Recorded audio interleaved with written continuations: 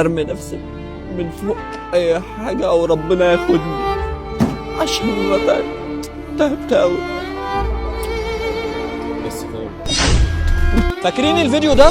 انا مفيش نفسية، انا ما باكلش. صباحي في ايه يا جدعان؟ مش عارف انا عايش ليه عشان اتجدد يا رب.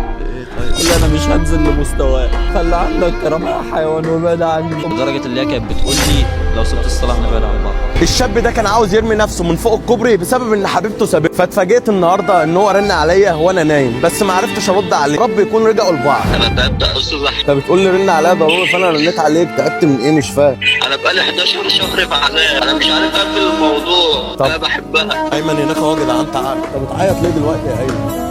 مش عارف انا عايش ليه.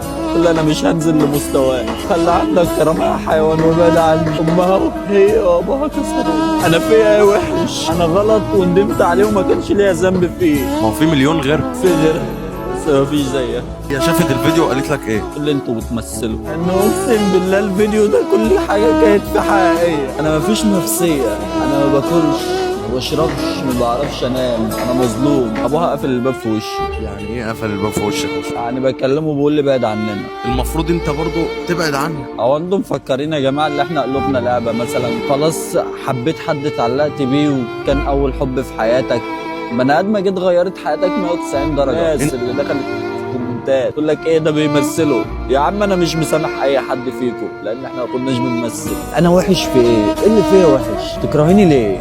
انت مش وحش، خلي عندك ثقه في نفسك وفي انا ربك. عندي ثقه في نفسي وثقه في ربنا كبيره، وبقول يا رب لو هيحصل لها حاجه لحد وقتنا هذا تحصل لي وما تحصل لها. عارف انا بفكر في ايه دلوقتي؟ في ايه؟ نرمي نفسي من فوق اي حاجه او ربنا ياخدني عشان ما تعبت اوي. بس فاهم.